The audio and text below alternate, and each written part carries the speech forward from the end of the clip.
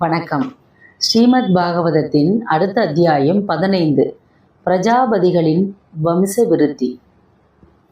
ஸ்வயாம்பு மனுவுக்கும் 3 பெண்கள் 2 பிள்ளைகள் பிறந்தனர் அல்லவா? இருப்பினும் சதரூபைக்கு திருப்தி ஏற்படவில்லை. அவளுக்கு ஆவூதி என்னும் பெண்ணிடத்தில் அதிக ஆசை. அந்த பெண் மூலம் பிறக்கும் பிள்ளையை தன் குமாரனாக ஸ்வீகரித்து கொள்ள வேண்டும் என்று விரும்பினாள். தன் உள்ளத்து ஆசையை கணவனிடம் அவள் தெரிவித்த போது ஸ்வயாம்பு மனு அதற்கு உடன்பட்டார். ஆவூதியை ருசி பிரஜாபதி என்பவருக்கு திருமணம் செய்து கொடுத்தனர். அவரும் பகவானை தியானித்து அவளிடம் மிதுனம் எனப்படும் ஆணும் பெண்ணுமாக 2 குழந்தைகள் பிறக்கச் செய்தார். பரந்தாமனான நாராயணனும் மகாலட்சுமியுமே அவர்களுக்கு குழந்தையாக வந்து அவதரித்தார்கள். யக்ஞமூர்த்தி எனப்பட்ட குமாரனை ஸ்வயாம்பு மனு சுவீகாரம் எடுத்து கொண்டார். தக்ஷணை என பெயரிடப்பட்ட மகாலட்சுமி ருசி பிரஜாபதி யக்ஞமூர்த்திக்கு மனம் செய்து கொடுத்தார். அவர்களுக்கு யாமால் என பிரசித்தி பெற்ற குமாரர்கள் 12 பேர் பிறந்தார்கள். தோஷன், பிரதோஷன், சந்தோஷன், பத்திரன், சாந்தி, இடஸ்பதி, இத்மன், கபி, விபு, சுகர்ணன், சுவேதன், ரோசனன் எனப்பட்ட அவர்கள் மிகுந்த பலசாலிகளாக விளங்கினார்கள். தேவ ஊதியை மணந்த கர்த்தமருக்கு 9 கன்னிகைகள் பிறந்தனர். அவர்களை நவ பிரஜாதிபதிகளுக்கு திருமணம் செய்து கொடுத்தார். மரிசியை மணந்த கலை என்பவள் காசியபர், பூர்ணிமா எனப்படும் 2 பிள்ளைகளை பெற்றாள்.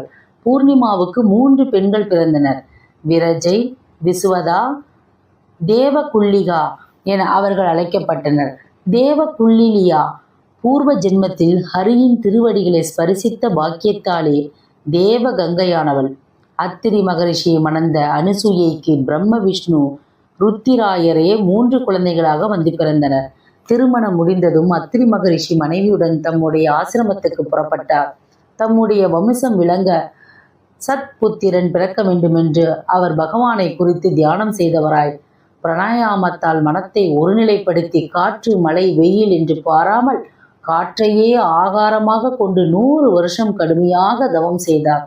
யோக பலத்தால் அவருடைய உடலிலிருந்து யோகாக்னி கிளம்பி தகிக்கத் தொடங்கியது. மகரிஷியின் கடுமையான தவத்தை கண்டு மெச்சியவர்களாய் பிரம்மன், விஷ்ணு, ருத்திரன் 3 அவர் முன் தோன்றினர். மகரிஷியே, உம்முடைய தவத்தால் நாங்கள் மகிழ்ச்சி உடையவர்களாய் இருக்கின்றோம். தாங்கள் விருப்பத்தை தெரிவியுங்கள் என்றார். மும்மூர்த்திகளையும் ஒருங்கே தரிசித்த மகரிஷி சிறிது நேரம் ஆச்சரியத்தால் பிரமித்து நின்றார். பின்னர் அவர்களை வலம் வந்து நமஸ்கரித்து, பிரபோ, நானே என் வம்சம் விளங்க சத்புத்திரன் பிறக்க அனுகரிக்க வேண்டுமென சர்வபூத காரனான எம்பெருமானை குறித்து தவம் மேற்கொண்டேன். நீங்கள் 3 ஒருங்கே தரிசனம் கொடுத்து வந்துள்ளீர்கள். உங்களில் என்னால் அழைக்கப்பட்டவர் யார் என்று விளங்கவில்லையே என்று பணிவோடு தெரிவித்தார். மும்மூர்த்திகளுக்கும் அவரை பார்த்து மெல்ல சிரித்தவர்களாய், மகரிஷியே, உங்களால் அழைக்கப்பட்டவர்கள் நாங்கள்தான். நாங்கள் 3 ஒருவரே. லோக பரிபாலனர்த்தனம் நாங்கள் 3 வடிவிலே இருக்கின்றோம். தாங்கள் விரும்பியது போல் தங்கள் வம்சம் விளங்க எங்கள் 3 அம்சங்களையும் கொண்டு 3 குமாரர்கள் உங்களுக்கு பிறப்பார்கள் என்று அனுகிரித்தார்கள். பின்னர் முனி தம்பதிகளால் பூஜிக்கப்பட்ட 3 அவர்களுக்கு தங்கள் அனுக்கிரகங்களை வழங்கி விடை பெற்றனர். பகவான் அனுகிரித்தபடியே பிரம்மனின் அம்சமான சோமனும், விஷ்ணுவின் அம்சமாக தத்தாத்திரேயரும், ருத்ரனின் அம்சமாக துர்வாசரும் அத்தம்பதிகளுக்கு பிறந்தார்கள். ஆங்கிரசை மணந்த சிரத்தை என்ற பெண்ணுக்கு 4 பெண்களும் 2 பிள்ளைகளும் பிறந்தனர். பிள்ளைகள் உசக்தியர், பிரகஸ்பதி என்றும், பெண்கள் சினிவாளி, குங்கு, ராகா, அனுமதி என்றும் அழைக்கப்பட்டனர். புலஸ்திய மகரிஷி தாம் மணந்த கர்த்தம பிரஜாதிபதியின் பெண்ணான அவிர்பு என்பவளிடம் 2 பிள்ளைகளை பெற்றார். அகஸ்தியரும் விசிவரசு என்பவருமே அவர்கள். இந்த அகஸ்தியர்கள் தான் பூர்வ ஜென்மத்தில் தட்சிணாக்கினியாக விளங்கியவர்கள். விச்ருவசு 2 பெண்களை மணந்தார். இளபிலை என்பவளுக்கு குபேரன் பிறந்தான். கேகசி என்பவளிடத்தில் ராமணன், கும்பகர்ணன், விபீஷன் என்று 3 பிள்ளைகள் பிறந்தனர். புலகரை மணந்த கதி என்பவருக்கு 3 பிள்ளைகள் பிறந்தார்கள். அவர்கள் கர்மசேடன், வரியான், சகிஷ்ணு என்று அழைக்கப்பட்டார்கள். கிருது மகரிஷிக்கும் கிரியை என்பவளுக்கும் பிரமதேஜஸினால் பிரகாசித்துக் கொண்டிருக்கும் வாழக்கிள்ளியர்கள் எனப்படும் 64,000 ரிஷிகள் பிறந்தார்கள். வசிஷ்டர் அருந்ததியை மணந்தார். அவளுக்கு சக்தி முதலான பிள்ளைகள் பிறந்தார்கள்.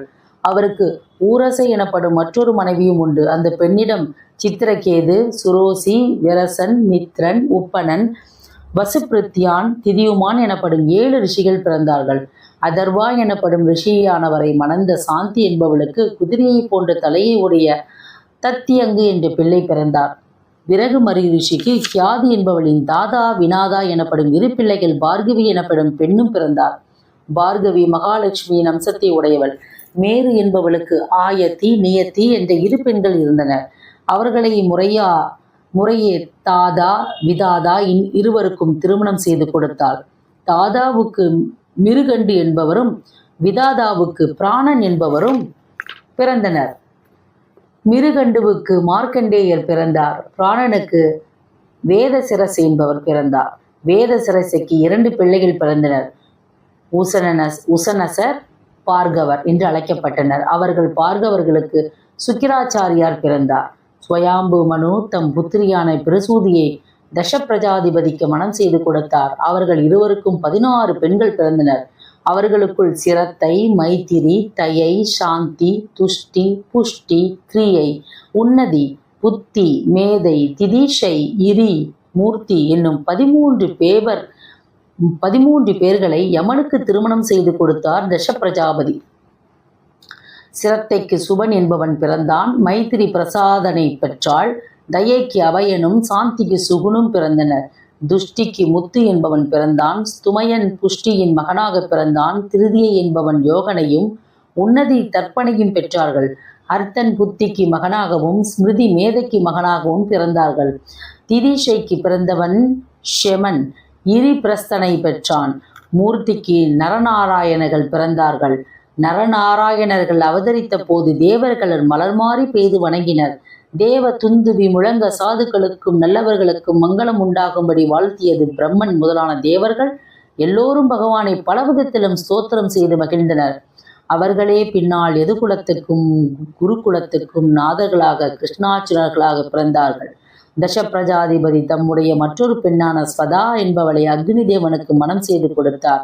அவர்களுக்கு பவமானன், சுசி என்னும் 3 பிள்ளைகள் பிறந்தார்கள். அம்மூவருக்கும் 45 பிள்ளைகள் பிறந்தார்கள்.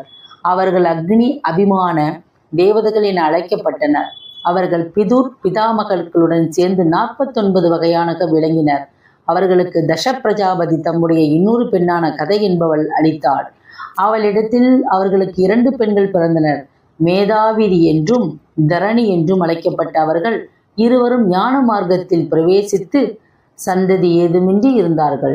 தசப்பிரஜாதிபதியின் இன்னொரு பெண் சதி என்பவள் அவளை ருத்ரனுக்கு திருமணம் செய்து கொடுத்தார். இந்த அத்தியாயம் இத்துடன் நிறைவு பெற்றது. அடுத்த அத்தியாயத்தில் சந்திப்போம். நன்றி, வணக்கம்.